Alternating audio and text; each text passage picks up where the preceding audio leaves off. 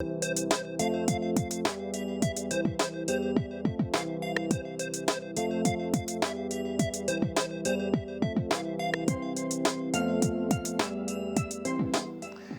to Business Live Extra, the show that focuses on business leaders and entrepreneurs. Today we introduce you to a social entrepreneur, tech visionary, and global humanitarian. He's an internationally acclaimed global entrepreneur, a humanitarian, a champion for social change, and a technology disruptor who is driven by a vision to give back. Our guest this week is Dushyant Savadia, founder, CEO of the Amber Group, a global technology company headquartered in Kingston, Jamaica. He's also the international program director of one of the largest global humanitarian NGOs, Art of Living.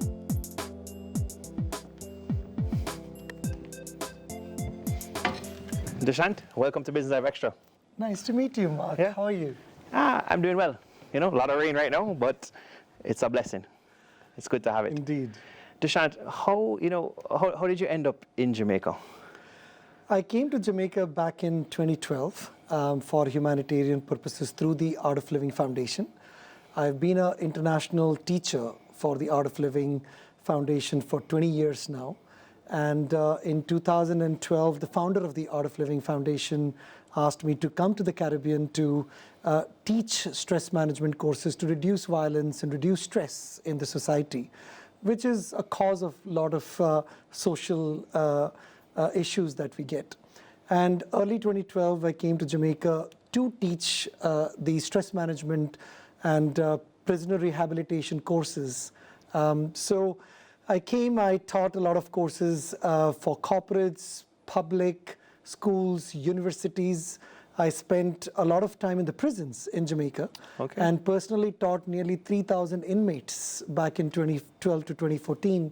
The Prison Smart program of the Art of Living Foundation, which aims at reducing that level of violence and anger in them so that we can truly reform them at the level of their mind, not just, because end of the day we need to realize when they come out, if they come out with the same state of mind they went back in, then we have lost the purpose. And did you feel safe in doing all of that at the time? Absolutely, absolutely. I think sometimes we think that people who are guilty of committing crimes, they are the same forever. Ask yourself a question, are you the same person like last year? You're not. Everybody's evolving, everybody's changing, some change, some don't. But we need to work with the positive mindset that yes, there is hope for everybody. And did you fall in love with Jamaica, Dushyant, immediately in 2012, or was it over a period of time, or what happened to you? It's hard to explain, but I'm sure that many persons just like me who have settled down in Jamaica and made this home would say the same. There's something magical about this land. It just embraced me so well. But most importantly, what was my attraction to this land was the people. The resilience, the love, the ability to still carry through regardless of the conditions that are personal to people. I recall two incidents where I thought this is it. There's one incident, there's a taxi man with an old taxi, broken, trying to push it on the road, but still smiling and waving. And look at that resilience. Right. Second incident was I was buying coconut at a little shop, and it slipped and the water fell all over his store. And this man smiles and says, "No man, don't worry, things like this happen, you just move on." Right. Just this words and people, and it's more for people I stayed back. Okay. And you're from East India originally. Yes. Did you see similarities between East India and Jamaica that made you want to stay on here in Jamaica? Yes, it felt a lot more like home. Truthfully, the warmth that people have, the ability to welcome, the ability to embrace life by itself. I think it's very similar to India. Of course, India and Jamaica both have gone through very similar challenges. Of course, the magnitudes are different.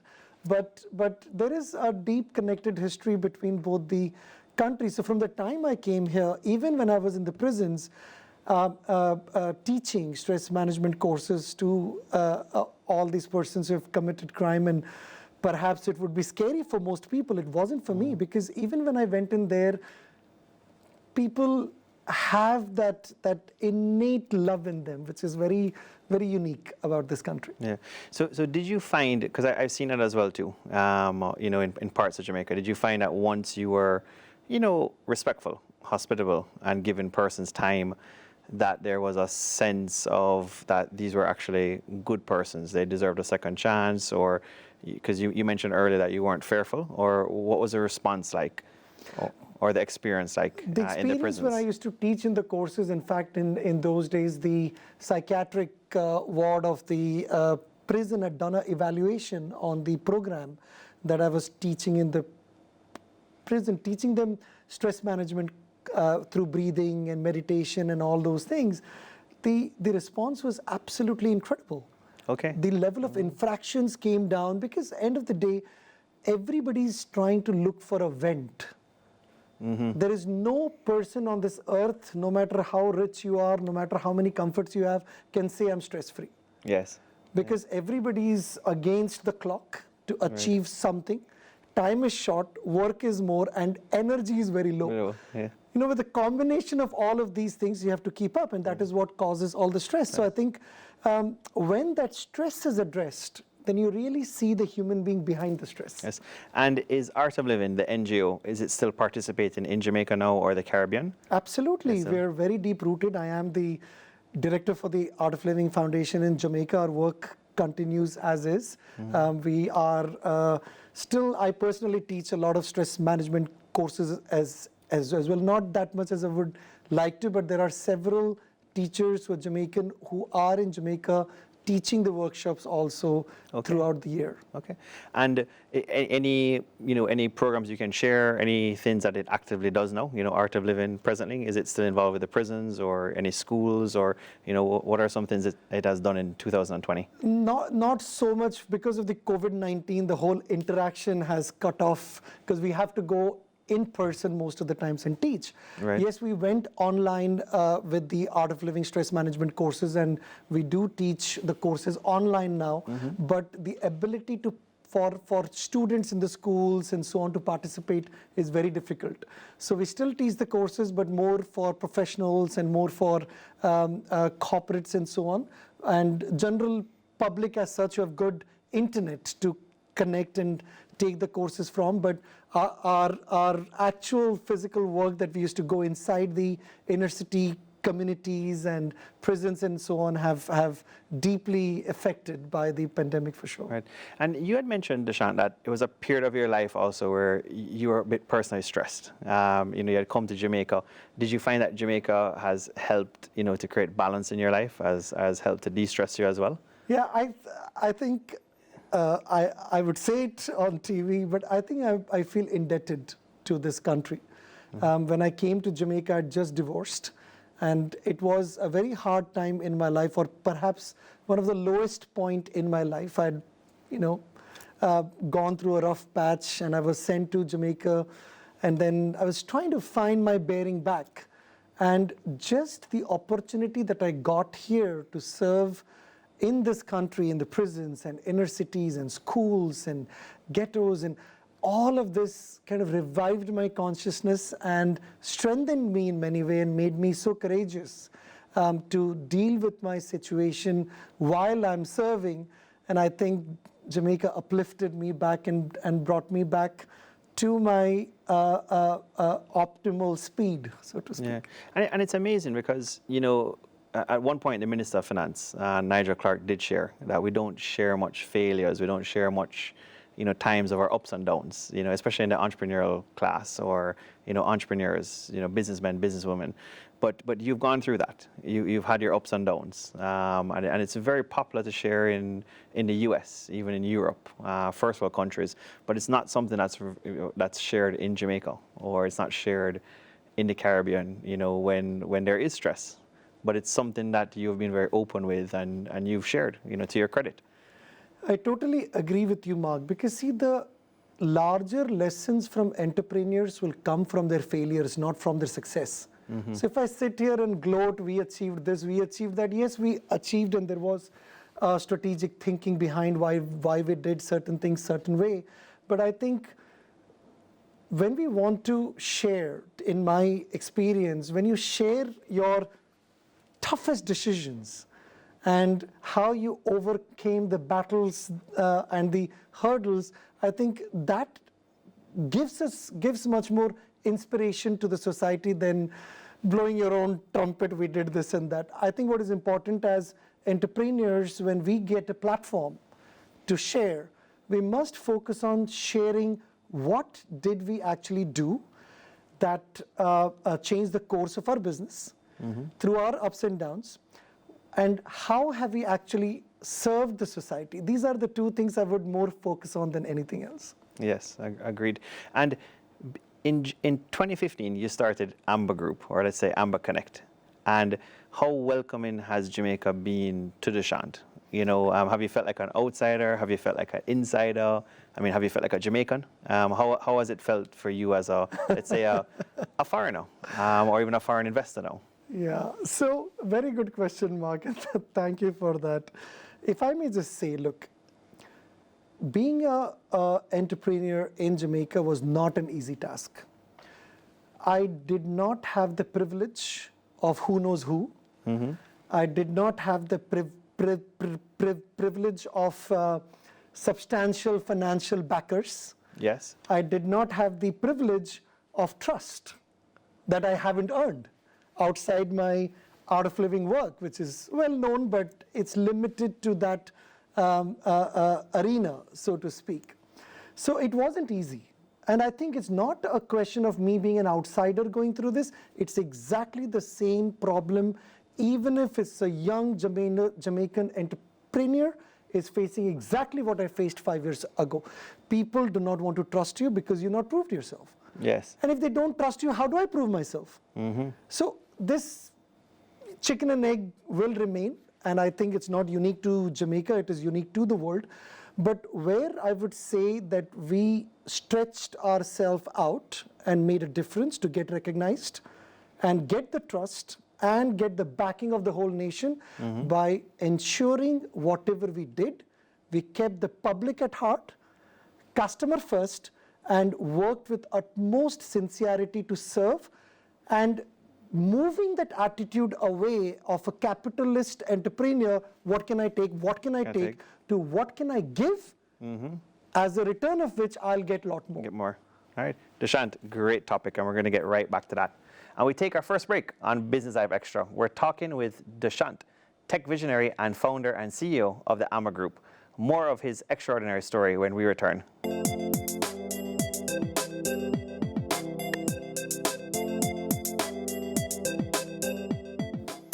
Welcome back to Business Live Extra. We're talking to Dushyant Savadia, founder, CEO of the Amber Group. The Amber Group comprises 7 business lines. It operates in 23 countries across the globe. Savadia's passion for innovation has led to the creation of several global technology companies under the Amber Group. The company is now headquartered in Kingston, Jamaica. Let's find out more about Dushyant and the Amber Group.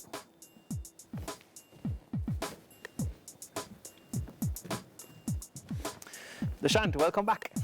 Thank you. You know, you were touching on a topic which is so important.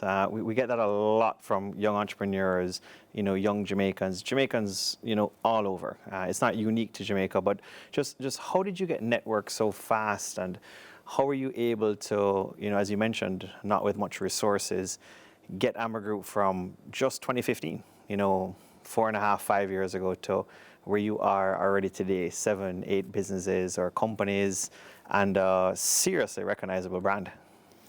I think it all came from this absolute passion to do good. And when you're passionate for a purpose, you work harder. And your sincerity will reflect through your business all throughout, no matter where you go. I think in my early days, so we registered Amber Connect in August 2015. So very late in August we started. The product was actually ready of the vehicle tracking and fleet management, which is now in 23 countries in the world. But you have to, a lot of people say you need to think out of the box. I'm saying don't even have a box. So do you find that the pandemic COVID is actually helping, per all of the consultant reports? 100%. McKinsey saying that, okay, in 3 months, in 6 months, boom, we fast forwarded life 10 years digitally. 100%. Every single business is now all of a sudden on a shock and awaken to the fact that if we don't digitize, it will collapse our business. So there is a massive rush in the industry everywhere to digitize more and create the consumer touch point a little more effortless than how we used to do before. So to me, it is all about creating that consumer experience rather than worrying about all the back-end headaches is going to come with. I think what is very critical for success and what has made us very successful, if you go and look at our website, look at our brand, you look at our product of AmberConnect alone. If you look, there is no other competition in the world, not just Jamaica. Jamaica, we don't compare much with because no technologies are born out of Jamaica in vehicle tracking. Right. All the industry is used to is just resell somebody else's tech. So as developers of tech ourselves, I can vouch to say that we are far ahead. If you look at our app, what it does, you can't even think 46 features inside a app that pretty much gives you everything you need to know. Plus, we became the first in the world to produce artificial intelligence in vehicle tracking. For example, you drive in to your garage or your house, the system knows you are at home and automatically arms the car once you park. Yes. And if anybody opens the door of your car or smashes through the windscreen or turns on your ignition, it will immobilize the engine automatically, blow the horn, flash the light, put a loud noise on your phone and inform the recovery partner that that's where you need to go because that car is under a threat. All this happens in 3 seconds. No company can even talk about this other than us right now. So Dushyant, and that's AmberConnect, right? And Mark Cuban had a comment that went viral recently, again, which is, once you do well, everybody just says you're lucky. And so is it that you and Amber got lucky, right time, right place, or we know in Jamaica there's a lot of inefficient places in technology, or was it hard work? Was it that you found the right investor for access to capital? But what made AmberConnect really into this big company and leapfrog everybody else who was in vehicle tracking? I think what people consider as luck, I call it as good deeds. You do your good deeds, luck will follow. I think the success of AmberConnect was because I went out of Jamaica very quickly. I still remember 2017, knowing nobody in South Africa. South Africa is perhaps one of the world's largest vehicle tracking market and the most saturated one also. And everybody said to me, no, don't go to South Africa, it's not going to work. And now we became one of the largest players in South Africa already in 3 years. I reached there with no contact, no nothing, just with 2 suitcases and started meeting all the large fleet owners just to understand what is existing and what I need to build. And then 3 months, 6 months later, we built all of that very fast. And I went back with setting up a proper master distributor. And of course, we had a lot of challenges by itself. So you need to not only, of course, there's a lot of hard work. I work 19 hours a day. You can ask any of my 400 staff now, they will tell you. I don't sleep because end of the day, I'm very passionate about creating technology that will create a better society. That's it. And why vehicle tracking for the first company? What was how did you come up with the idea? I was like, I'll tell you a little story. January 2nd, 2015, I had no food in my fridge. I had 80 Jamaican dollars in my bank account. I had an Audi Q5, which was on somebody else's name, and I had to pay the monthly installment for that. And I had a house rent to pay in 3 weeks. And I had no money because as an art of living teacher, we survived on stipends. Yes. And because all the income of art of living we kept spending on all the charitable work that I was doing, I was a bad businessman. Yes. And I did not save any money. I did not do anything. Whatever came, we just kept spending. So 2nd of January, when I looked at myself, I said, oh my God, I've got nothing to do.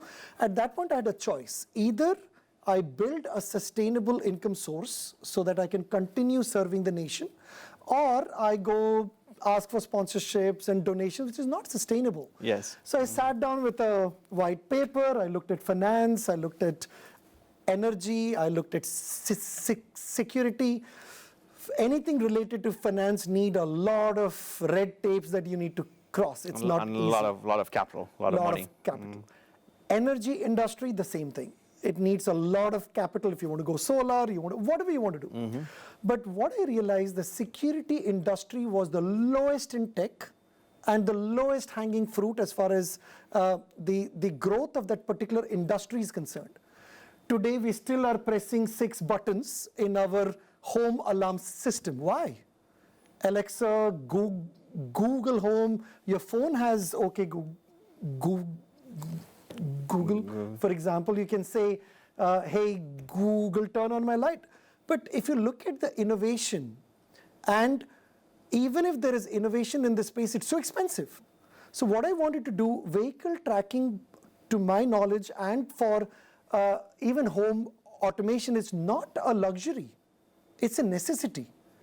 If a vehicle is stolen for a person, your life is at standstill, no matter how rich you are. It creates a dent, it shakes you up. So, and bear in mind, given that most of our society works and have a single car to drive to work and come back, it's a massive dent in life. So to me, it was addressing that problem of how do we create a very economical way of allowing anybody and everybody to get a tracker in their car. Second, how do we innovate the same industry back rather than having a brick that is found by thieves easily, make it so miniature that the thieves also can't find the tracker. And then give a software that is so alert and so predictive that it alerts once before it happens or as it happens. And Dushyant, are you personally, in the early days, 2015, 2016, are you personally involved in the software creation, the programming, or is it something where, you're using your skill sets, you have an outsourced team, you have a full team that would do that in the early days? How did it all evolve? No, the software was coded by 14 engineers at that time. But I went to China, I learned the entire business inside out. Those who are selling, if I'm selling something, you can ask me a question around that, I need to know the answer. Only then I will be able to give a great customer experience. So understanding your product inside out has to be a part of your journey as an entrepreneur, not hire 10 people who know what to do and you're relying on them at all times. So to me, I sat down in China, ate bland noodles for 6 weeks or 3 months actually. Almost, I'm a vegetarian, so it was hard for me to get vegetarian food. But I've gone through that, slept in a dorm because I had very limited resources to spend on. So it's all about, you need to do it with your own hands, and that's the bottom line. Even if today I'm successful, whatnot, but everything I am involved in. I've not said, okay, I've got now a big C-suite team and this and that. I'm engaged with all of them at all levels at all times. And do you look at that? I hear that from a lot of successful entrepreneurs, businessmen, businesswomen, even CEOs. Do you look at that as micromanaging, or you're just a hands-on, passionate person? How do you view it? It's my journey from being a bad CEO to becoming a better CEO. As a bad CEO, even 2 years ago, look, I'm also growing. Yes. I was not designed to be a CEO. Yes. I'm a humanitarian by heart. You're learning. I have to learn like everybody else. Even the best of the CEO is still learning. So learning is infinite. Nobody is a good CEO. Every CEO has to continue to grow and continue to learn. Have I made mistakes? Tremendous mistakes. Have I mistreated my staff? Yes, I have, because I've not come from that experience of 10, 15 years of being a CEO, and I know what to do. I like that. I'm racing to build a business with little capital. I need all my staff to fully engage and work hard, and they don't, because they have their own limitations of what they understand and what they can do. But over time, I've matured. That's great, Dushyant. We're going to pick up that point.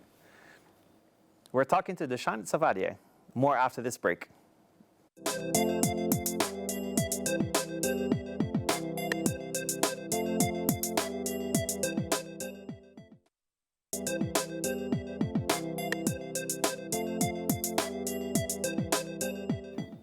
Welcome back to Business Live Extra. We're talking to Dushyant Savadia, founder, CEO, Amber Group. One of the business lines under the Amber Group is Amber Innovations, AI, a software development company. Amber Innovations has also been focusing on the fintech space.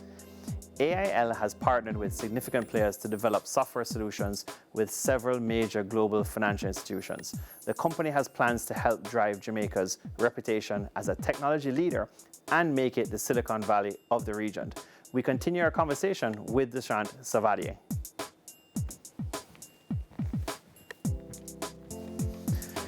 Dushyant, welcome back. You know, Amber Innovations, as we touched on, is one of the group's companies. What is it all about? Is it a technology company? Is it a software company? Is it a mix? Or, you know, what does it get up to? So Amber Innovations is a software development wing of the Amber Group. All the products that we have, for example, Amber Connect and Amber Pay and Amber Fuels and all these beautiful large technology solutions that we've built, all of them have been built by Amber Innovations. Plus, we also build a lot of third-party software for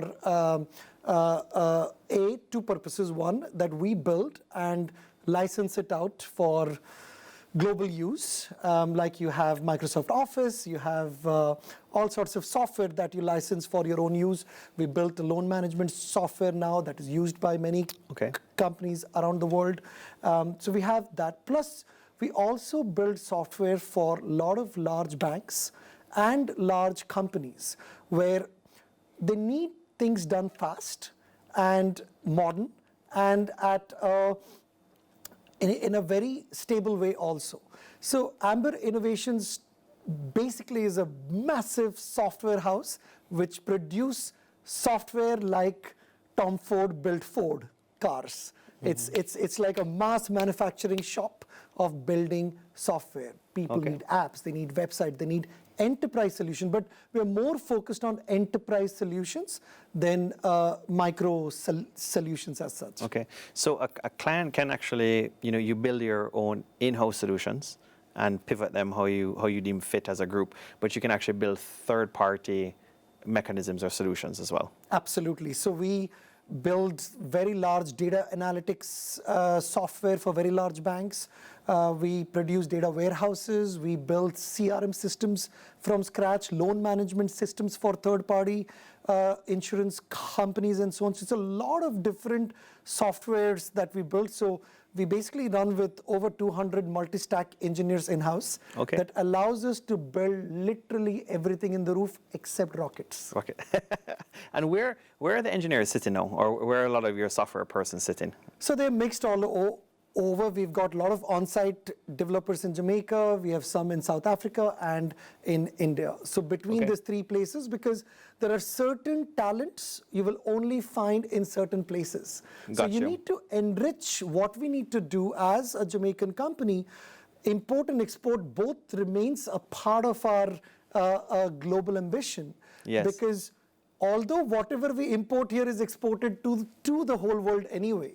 So while we're importing, we're also exporting, and the revenues come back to Jamaica again. So we use the best of the skill sets found wherever they are to be found. And how does that work in terms of, I mean, Dushyant, are you still kind of almost picking and assigning where the work goes, or do you have like program directors now who are saying, okay, well, we need to use these engineers in whether it's India, whether it's South Africa, that make up your 400, strong team? How has the business evolved, or how does that work now, when you onboard a customer? One of the cleverest things perhaps I've done in my life a year and a half or 2 years ago is recognizing that I'm very weak in a lot of things. So I brought in Michael McNaughton, he's our group managing director. I brought in Nigel Fenty, he's our group CFO. We brought in Denise Williams, she's my group CCO. So we brought in the right mature, experienced talents to to fill my weaknesses. Okay. So what I did is, I know I'm strong in tech. I know I'm strong in business development. Everything else, yeah, I can do it, but I'm not good at it. So what is important to me as a CEO, I should do only things that no one else can do. So I only focus on things that no one else can do, and I let others who are better than me to do what they are better at. So what I did over time in the last year and a half specifically, we grew so fast because we put together a solid team on the top. There is a solid C-suite which manages the entire business. Then we have VPs in the second layer. We have a CTO, CFO, CCO, all the C-suite is on the top. Then there is a layer of VPs who actually manage the technologies, manage projects, large projects. I'm talking about 2-3 million US projects each now. So all of this is done in a very nice way where corporate governance is maintained, no conflicts are maintained, and what first and foremost my focus always has been to look after our people at the same time, because our people are the reason because why we are growing. How do we instill that passion in them to do more, do perfectly, and aligning them to the bigger vision of serving the society? I think that has been the key success of why our name is where it is now in a short space of 4 years. And I was going to ask you, Dushyant, is how do you, with Amber Innovations, you know, I mean, you're building software in-house, you decide how you use them in a group, and then you have your third party. How do you avoid having any conflicts of interest? I think one of the very key element as a business, we don't see anything short term. There is a saying that you have to choose between short-term gain and long-term pain versus short-term pain and long-term gain. When we know there is a conflict, we clearly tell this is what we are doing. So there is a conflict, and the choice is with the business who is assigning us the job. And in most 99.99%, we've never let a conflict take place because we know how to barricade those conflicts. Right hand doesn't know what the left hand does, and that is how maintaining customer confidentiality, maintaining their data sensitivity, it is a moral responsibility of the business. It's not a choice. Data Protection Act is coming, but we have to ask ourselves as a business, what is your moral responsibility? Yes, the act has to be in place because we have not, as businesses, always operated with that high moral grounds and put things in place. And that is why acts have to be put in. So you can be in place because there is a risk of getting fined and exposed. But we need to work as entrepreneurs as morally as possible. And again, mistakes can happen. Even the largest banks in the world and biggest data management companies have got breached and lots of things have happened. But what is out of your control? That is out of your control. You can only do so much. And if somebody is diligently going to hack you, even the governments get hacked despite all the securities in place. But to me, it's all about ensuring that your trust of your client at all times remain unbroken, because 99% of what you do is on trust. So you have a very quick sounding board with the customer. Regardless of what level it is of the company or of Amber, very quick sounding board if you see any conflicts of interest. Absolutely, and we have to be upfront at all times. I'm very transparent, and sometimes my managing director Michael tells me all the time, Dushyant, sometimes we need to save you from you. Yes. You can't be so transparent, but to me, this is who I am. And are there any cool softwares that you have developed on a subscription basis that you can share with us? There's so much coming out. So Amber Pay is the next big thing, which is already live with quite a lot of large businesses in Jamaica using that platform. But that's a collaboration with NCB. NCB has an exclusive on that platform for Jamaica, which is going to change how merchants and consumers interact. Would that be, we've seen so many, is that mobile money, or is it a derivative of mobile money? I mean, what would that compete with in the marketplace, or is it a total new technology? It's a totally new. It's not a new technology in the world, but it's a new technology in Jamaica for certain. In the world, this technology has already changed the landscape of payments. You go to China, you go to Hong Kong, you go to India, you go to South Africa. All of these countries have already adapted this 3, 4, 5 years ago, and we haven't. Because you have some countries now that just they don't take cash anymore. There's none. It's even credit cards may be an issue. Exactly. It really has to be, you know, as you said. Digital cards is where the space has become. And Uber, for example, why did Uber become so big? Because the convenience it created. You sit in the car and you step out and you're done. So what, Dushyant, what will be, you know, unique? What's going to be unique about Amber Pay? So the way the Amber Pay is designed, Mark, one, it brings a whole new way of transacting between consumers and merchants. Right now, the consumer have to carry a card, swipe it, and that card machine costs a fortune to the merchant. And that is why you see in the merchant space, the adoption of payments is very low. You're talking about very limited amount of merchants because everybody's worried about that monthly fee for the machine you have to pay, the maintenance and all of those things. So what Amber Pay, one, is going to do is, in the long term, remove the requirement of having those point of sale machines, one. Second, a lot of merchants struggle with getting their word out. What they do, what they sell, how do they engage their consumers. So Amber Pay has built a whole rewards engine inside and a marketing engine inside the merchant app itself. So if I want to do a happy hour between 3 p.m. to 5 p.m. because my sale is low, I can load up an offer with 30% discount and every single customer in that vicinity will see it. Okay, we're going to get back to Amber Pay when we return. We take another break on Business Live Extra. More when we return.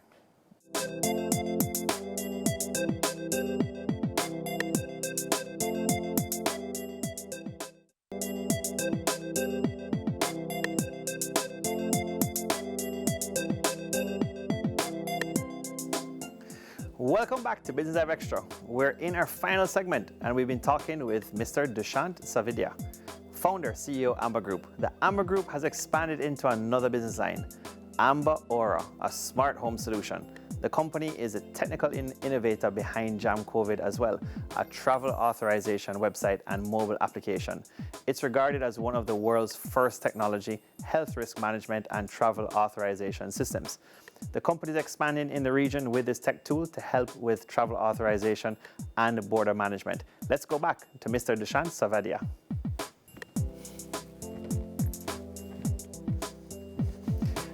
Dushyant, before we get back into Amber Pay, Amber Group, the way it's really kind of framed itself now, no longer just Amber Connect.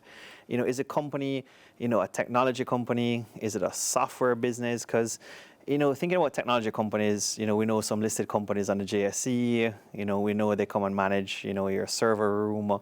That's what we've kind of really grown up in Jamaica. We know about the Amazon cloud, but we really think about tech, from my personal perspective of, your server room, your managed IT services. But you're doing something totally different, with Amber Group.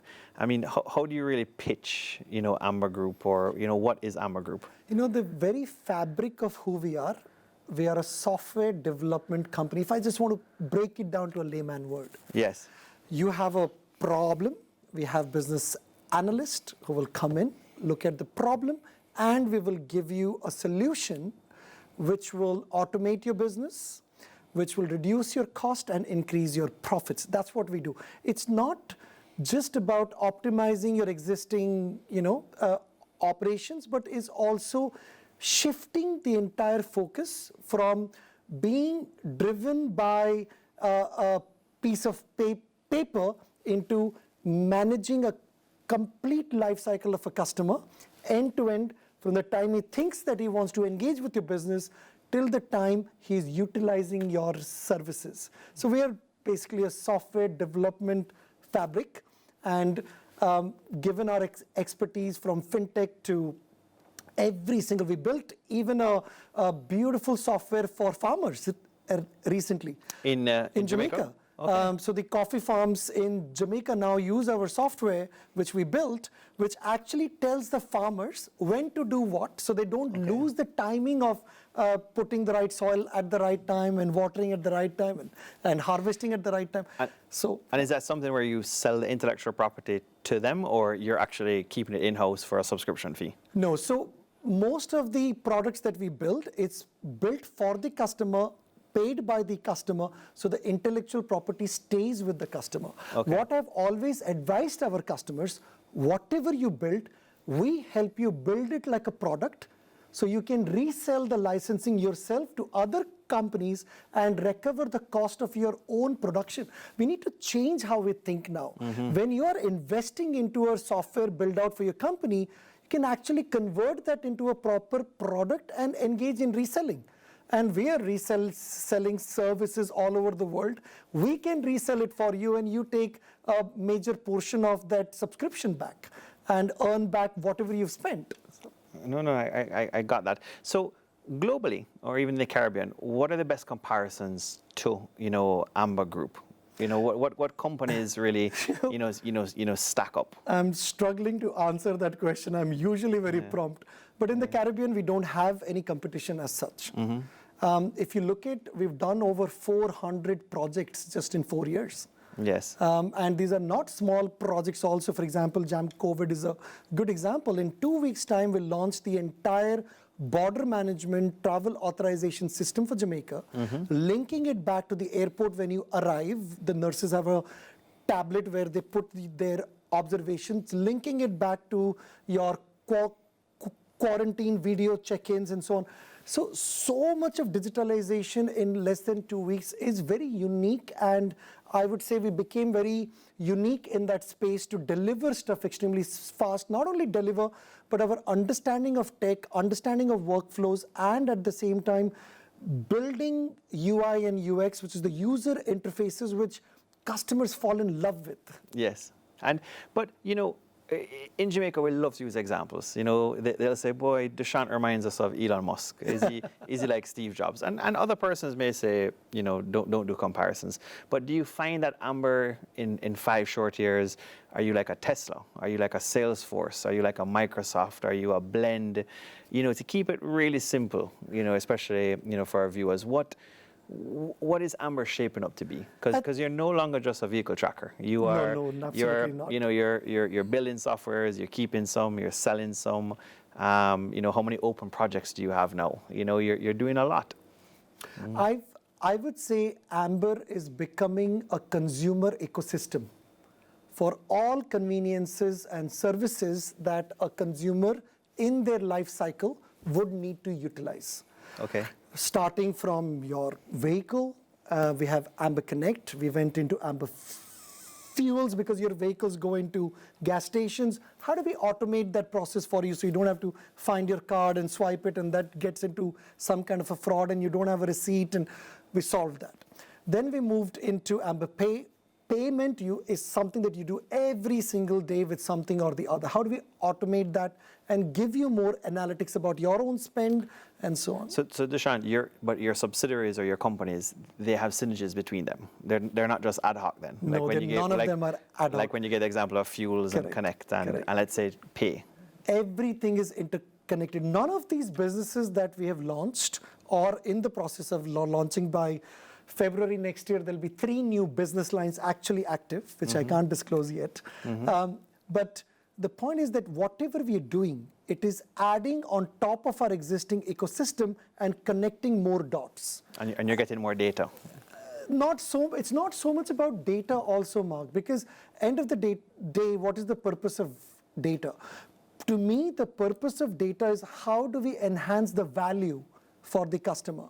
In Amber Connect, when we get all this data, nobody sees it, nobody monitors it, because that is customer privacy. So this is why you say it's a consumer marketplace. It's a consumer marketplace. To transact business. Correct. So it's not really goods and services, but it's a marketplace among the consumers. So we're building a whole consumer ecosystem where you can trust that the technology you're getting is superior than anything else.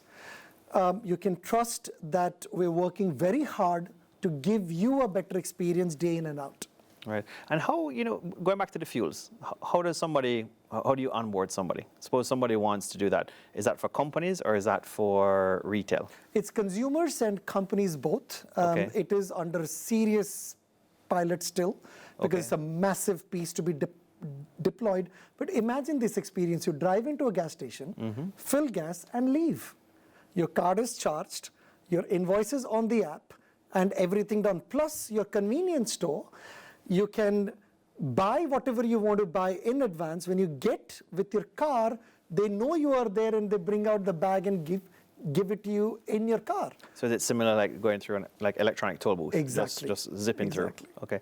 Now, you mentioned earlier about you've added C-suite team, management team. Recently, you've been much more public. You've been in the newspapers, media. What's that all about? Usually when a company does that, there might be some, reasons and good reasons. Anything on the horizon? Growth just seems normal for Amber Group. But is there anything on the horizon for what's happening now, Dushyant? Nothing at all. I think we gave one interview in Observer, 3 stories came out. I guess we have a lot to tell when it comes to our culture, when it comes to our motive of doing business, and also the technology that we are building that is reshaping Jamaica's existing way of operations in many ways, and the amount of export of this technology that we are doing globally. So I guess the news is picking up very naturally, but randomly. And of course, I want to give credit to my new CCO. Yes.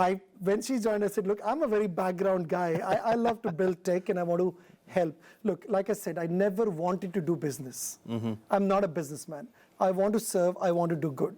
And I've been doing that for a long time in a background, but after Denise came in, she's kind of been on the whip with me that no, people need to know what we're doing so they can interact with our various services a little more and add more value to their life. Is there anything on the horizon though, whether it's a subsidiary maybe going public or any fundraisers on the horizon that you can tell us about on Business Live Extra? We will go public for certain.